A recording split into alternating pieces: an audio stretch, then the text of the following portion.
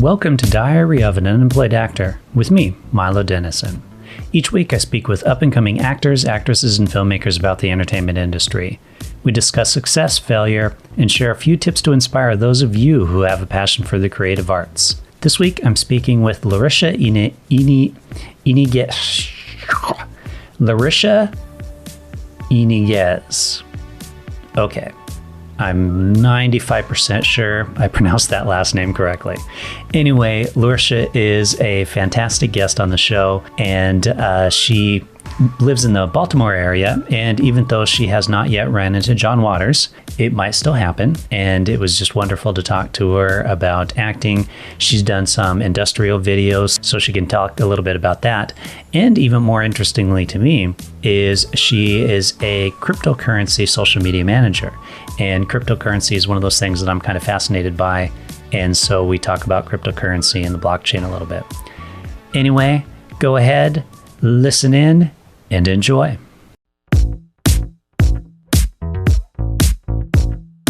So you're in Baltimore? I thought you were in DC.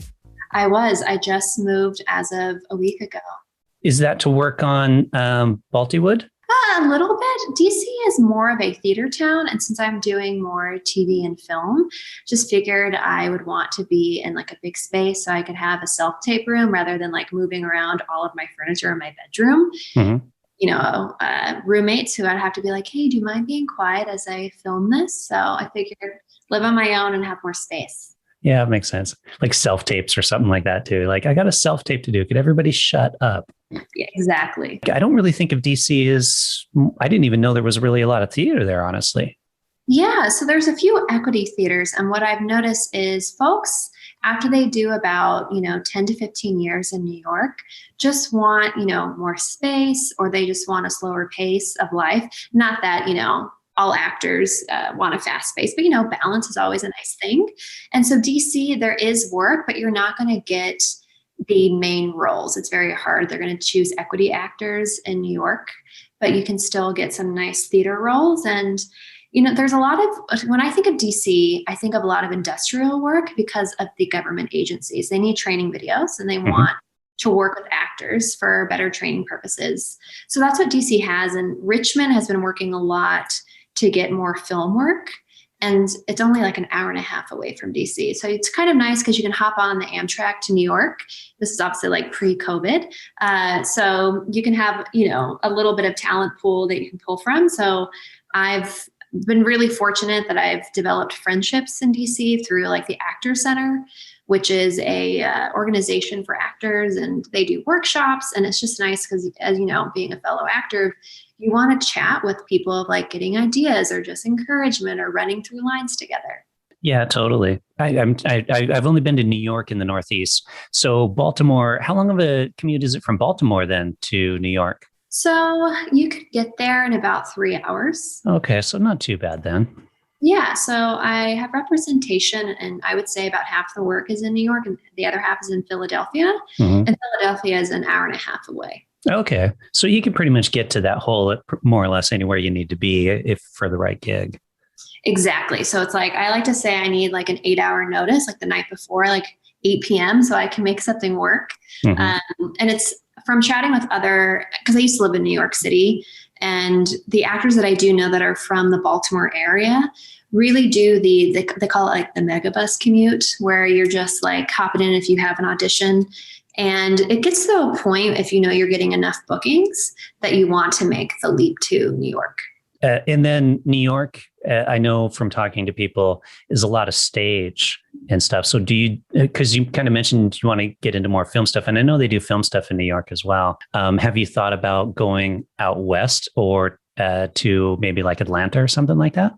Atlanta is definitely on my mind. I actually lived in Atlanta for 4 years when I was a kid. So I like to joke that I was not used to winter. And then we moved up to Baltimore. I was like 6. So I grew up, thinking that it was warm in March, short weather. But it's really been fascinating to see Atlanta produce so much work and talent. And I have some New York City friends that are making the move to Atlanta because there are more bookings. And I think, it gets, TV and film production can be expensive. And if you're, an independent entity, Atlanta is really nice. And you can actually be an actor and live somewhere and not struggle, especially if you're new. And I think that especially for actors, so much of your life is you don't know when you're going to get your next paycheck. And that's why a lot of us have another job. Like I have a social media job, but what's good about that is I can obviously choose my hours, but other people don't have that choice. And so it can get really hard. Whereas if you're in Atlanta, the cost of living is so much better. Yeah, it's nice. A friend of mine lives in Atlanta. So it's kind of nice if I ever had to go there for anything, I could crash with him. But it really surprised me, because when I think of the South and stuff, you're like, I don't know, hot and rednecks and stuff like that.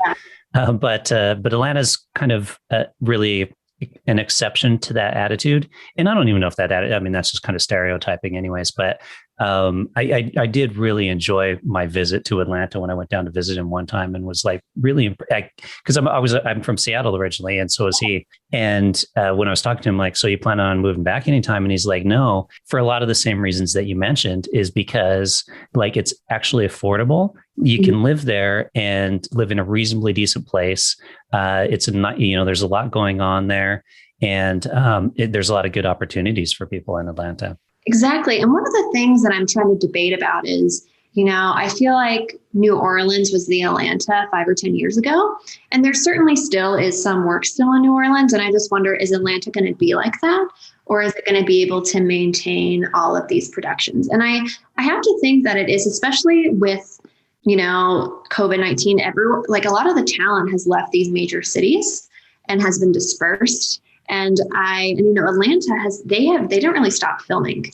So they've been able to keep on, doing things even in the midst of all of this. I wanted to ask you, because you mentioned that you do social media managing, and it's a cryptocurrency social media manager. So what does that involve? Because I kick myself regularly for not getting into cryptocurrency when I first heard about it way back in the early days of Bitcoin, when you can actually mine Bitcoin on your home computer. Yeah. And I was one of those people like, what? That doesn't even make sense. That's not going to be worth anything any days. And now it's up to like, a Bitcoin, I think, is like around just under 50,000 as at the moment, like 47, I think, or 46. And it's just a fascinating subject that I've been following ever since. And I've bought and sold a little bit, but I'm not ballsy enough to actually make a serious investment in it. So tell me what a social media manager does for cryptocurrency, because I am fascinated by the subject. I know it is an ever-changing world, and it's a really exciting time. A lot of people in the blockchain world talk about the time that we're in, kind of like where the internet was in the late 1980s. So everything is like kind of being built upon. But for cryptocurrency, as far as social media, it is talking about the use cases and how all of these blockchain platforms can really bring more efficiency to places of work or in remittances. Like, for instance, there is this product that I'm focused on called Valora app, and it helps people overseas send money with very low remittances. It's only like a cent per fee, where traditionally, if you're sending money, it can be anywhere between like 15% of the actual money that you're sending over. And people can receive money within seconds. So it's really helpful for overseas workers. And so for me, it's just like sharing kind of, I would say, a little bit of education about blockchain, because I think some people just think of like, oh, is it kind of sketchy? Because originally they're like, oh, it's kind of in the dark web. But it actually, there are regulations on it. And it's sharing more of those stories and kind of the people behind building blockchain. And I think it's been interesting I've had more people, and I've been doing social media for cryptocurrencies for about 3 years, and I fell into it. I was out South by Southwest. I was a freelancer for photography. I was in action school in New York, and I got this gig to go to Austin, Texas, and I was helping out this company called Consensus.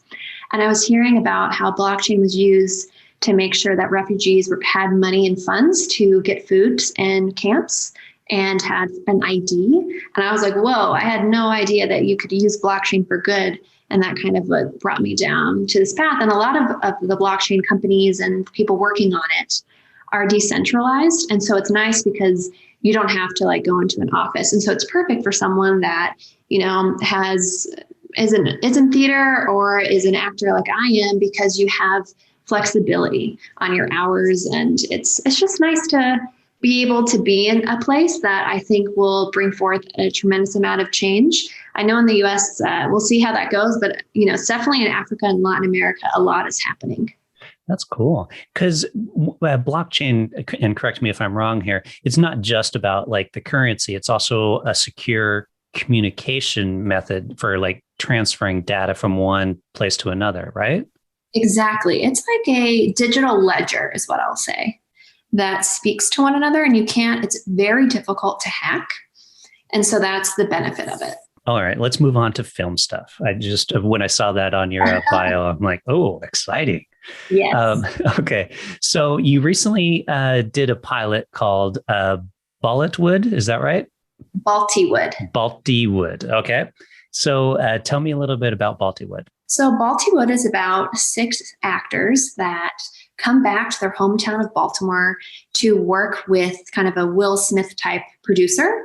And it is kind of like Big Brother meets, like an acting competition where 6 actors are in a house and they're competing to be like the top actor so they can be in the next big film. I love that description so much. And I'll tell you why, because I've been doing this for a while now.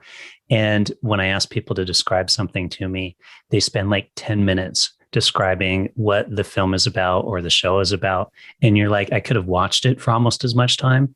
And I'm always harping on people. This is like one of my hugest harps when I talk to filmmakers is you need a log line and it needs to be reasonably short. And when somebody asks you about your film project, just tell them that. You don't need to tell them about the plot and the characters and what happens to the characters and like go on and on because people tune out. Yes. The elevator pitch is important. Oh, so important. So anyone listening right now, that is the way to describe a project. How did you get involved in it? So it was actually through a listserv from the Actors Center, which is an organization that I talked about earlier. And it was just like, hey, there's this project that's happening in Baltimore and there's various roles. And so the roles had each of the sides there. So I'm kind of looking around and Brielle Swanson is the character that I play. And, and I have a rule for auditions, unless they state only 1 take, send 2 takes. So you can just do variety, unless it's like I've had one side that literally was 4 minutes, but if it's, under 2 minutes, it's what I like to do. And that's what I did, because my character, Brielle Swanson, is a former porn star that is now turned into a social media influencer. And so I'm like, well, I can play her as kind of ditzy or someone that's really smart and knows what she's doing. And to be honest, I don't know which one the director liked more, because I have kind of played her to be in the middle of those two, but that's how I discovered it. That's a good idea if they don't specifically call it out. Because I have that question often too with auditions and self-tapes, because there's the description that they send you. And it's like, okay, well, I'll do it like they said it. But then I have something in my mind of like, I think this would be better this way. And then it's like, should I do my thing instead? Mm-hmm. But you're right. If they don't specifically say, because sometimes they even tell you, they'll actually call it out and say, send us 2 or 3 takes or whatever. And then it's no problem. But sometimes they don't really say one way or the other. So yeah, if they don't tell you only send 1, do 2, 1 the way you want to do it and 1 the way you think they want it. Yep. Good idea. And then the Actors Center is, what is that? Like, did you do lessons and stuff like that? I was on their website earlier and it seems like kind of a community center for actors. Yeah, it is a community center. So I was taking a monologue course with the Theater Lab in DC. And, I went into it thinking, I get to work on a monologue every week. And I was incorrect. You get to find a new monologue based upon, basically like a time period. Mm-hmm. So you're just reading a ton of plays. And from there, they were like, oh, by the way, if you need to find some plays, you can go to the Actors Center. They have a library. So you don't have to buy everything. And I was like, oh, and then I went there and then I just saw that, they had these workshops, and it was ironically, my neighbor was in the Actors Center. So it was very funny. Do they do productions there as well, or is it mostly just workshops? They don't do productions. One thing, my favorite thing that they do, it's important for theater actors in the area, is they do an audition for basically all of the directors in the theater community to come into the Actors Center, and you do, your 90 seconds. And then that's kind of like their way of determining the the cast for all of their productions. Of course, I wasn't in theater, but honestly, I never turned down a chance to practice audition material. But yeah, so it's more of an organization. It sounds like how they do auditions in New York as well. They kind of do auditions like that where they bring everybody together. And yeah, the classic, like hearing other people right before you go in. I don't know why that has always bothered me, but there's something about it. Like you're trying to focus and then you hear all this background stuff. And sometimes you're like, oh, that's really good. I want to like listen to what they're doing. That's even worse because, yeah, really. And then you're like, oh, no, that's great. And then you get all in your head about it. Yeah. Yeah, my background originally was in theater, so I've never had a problem with that. But I can see that why people would be nervous about that, though, especially if you're, really new to it or anything like that. Yeah, now when I go in, I'm very interested to see how the world turns back, not turns back, but I'm getting so used to all of my auditions being on Zoom or self-tapes that I'm like the thought of like driving so many hours to have 2 minutes and to like wait in a room. I'm wondering like, are we going to go back to that? Or because there is something to performing live, but then there's also something to having more time. Of course, I'm thinking as an actor, not as a director. So like what's easiest for me, but we'll more than likely be back in all of the rooms. Yeah, I think it'll be a balance. Certainly the convenience for actors and casting directors to have people do self-tapes is much easier for them. And then they can probably narrow it down and then maybe do a few in-room kind of stuff. But yeah, I don't know. We'll have to wait and see if that ever happens. Have you been on many sets over the past year with all the COVID protocols or anything? Have they been shooting anything in Baltimore or DC? Yeah, I've been on 2 sets. One of which was inside, the other was outside. The outside one was easier, and they didn't have us do any like necessarily testing because it wasn't we weren't speaking. But in the inside set, it's kind of like using, like they do the temperature check. And what I do anytime I do something inside is at least for acting, is I do a COVID test before and after, just because I think it's just best practice.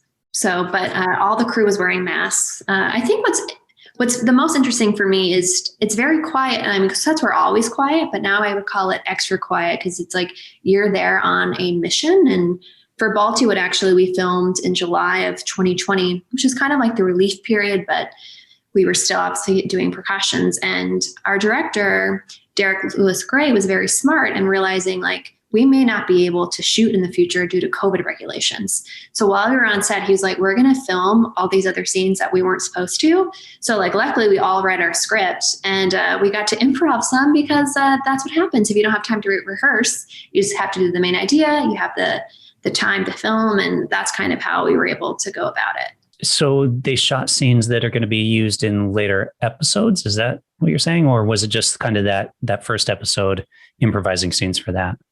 Just that first episode. Okay. So the film on 2 days, and we decided to do it on one. Like we were going to do one in the summer, and then we were going to do one in the fall, but we decided to do it all in the summer over a day. And we're waiting to shoot the rest, A, to see if it gets picked up, and then B, after COVID stuff kind of settles down. They didn't make you do COVID tests or anything like that? You just kind of did one yourself to be on the safe side?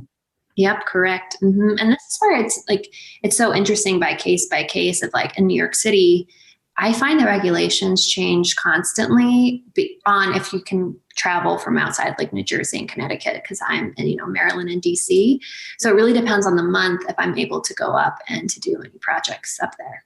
Yeah, I found that here it varies from project to project too, in what the project's budget is. Of like their COVID safety protocols are better the more money they have to spend on COVID safety protocols. It's really kind of funny how it varies. Yep. But it is nice though. My experience, I feel safer on a film set these days than going to the grocery store because, like you said, the crew are wearing masks. Actors are potentially wearing masks in between takes. People, like you mentioned, are a bit quieter. They're not as social, so they're not as close talking as much as they used to. That kind of stuff. Whereas if you go to the grocery store, people are touching everything. Half the people there aren't wearing masks. I think film sets are much safer. So for the people that complain are like, why do these guys get to work? Well, because they're doing a good job. Yep. Mm-hmm. You mentioned previously that you did some industrial videos when you were in Washington, D.C. So explain what an industrial video is. Yeah, I would explain an industrial as something that's not going to be broadcasted. It may be on like an intranet, so an internal intranet. And it's mostly the ones that I have done have been training videos. I can't think of one that I have not done that was not involving a form of training that HR or security or another department was going to use within their company or organization. And kind of is it just getting a little money, doing a little acting work? Because I've done a couple of industrials as well. And it's kind of funny because you're like, no one will ever see this other than a few people within the company, but they tended to pay pretty well. I don't know if that was your same experience. They do. They pay very well, and which I'm really thankful for that. And sometimes I've gotten some really unique characters from it. Okay. So the characters that you could potentially take to another role. Yeah, like I've gotten like anytime there is something that is a behavioral health organization, I find that the characters that they give are really interesting of because the patients are very complex, and that's typically what I have gotten for some.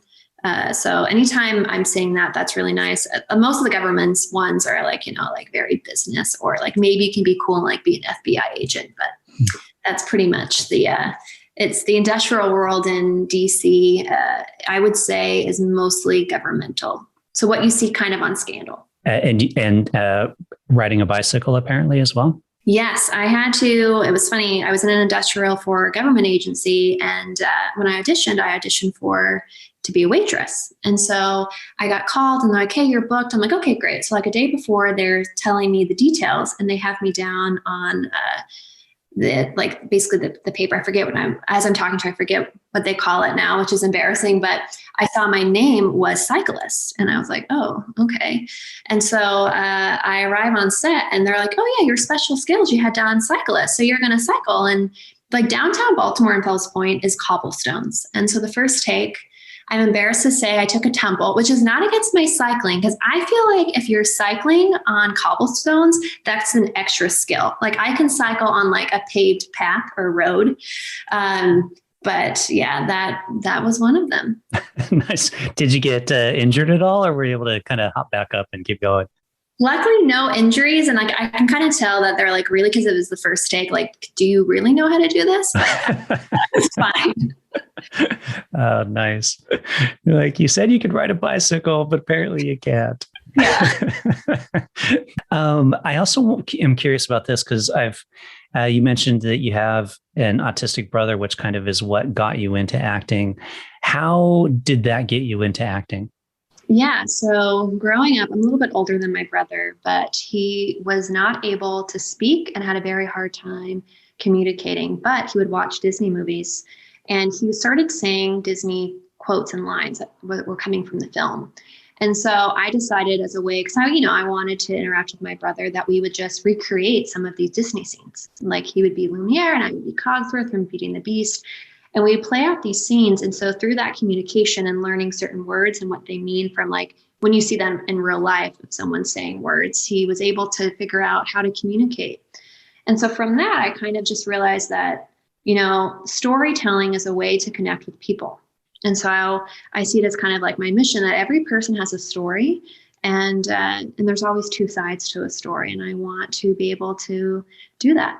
It's kind of one of the reasons why I do this podcast is to give people an opportunity to kind of tell their stories. Do you still do stuff like that with him? I would, you know what, you mentioned that and I don't think I have. Maybe I should. It's been a little bit of time since we've acted together. He likes, I try and like, I'm kind of like, I don't want to say I'm a jokester, but with him, I like to kind of like play around, kind of like sketch style, like sketch comedy stuff to make him laugh. Mm-hmm. He really likes that.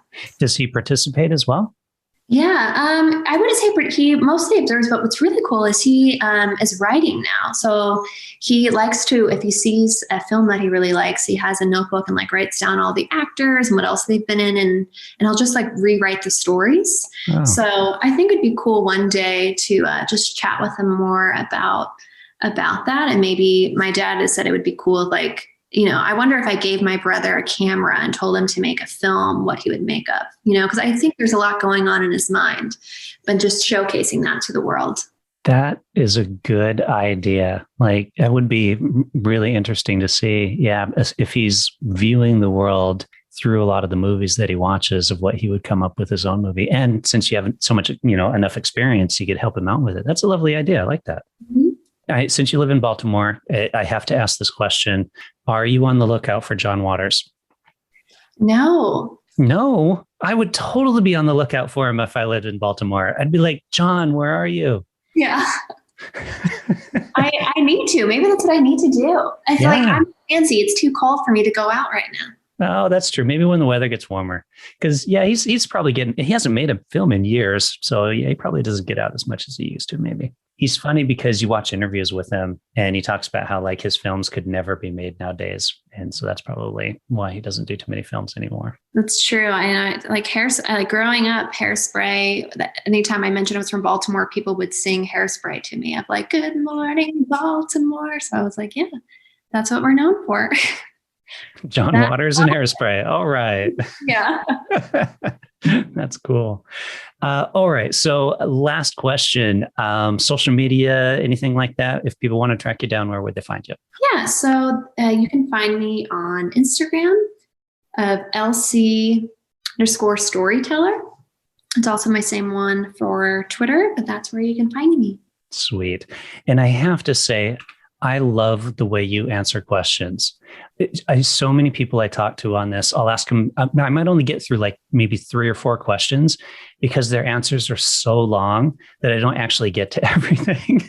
Oh, I wanted to honor your time. I'm so blessed. I'm like, oh, you want to chat for 30 minutes? Of course. So thank you for having me on. No, I love it. It was fantastic because I like people, you watch, sometimes you watch, I don't know, talk shows already, or Larry King just passed away. That's a good example. His question and answers are always like, so, clicky, quick. And with this, I don't want to interrupt people because I don't want to be rude and be like, okay, you've been talking for 10 minutes about one thing. I want to kind of move on. And yours are so concise and precise and clear.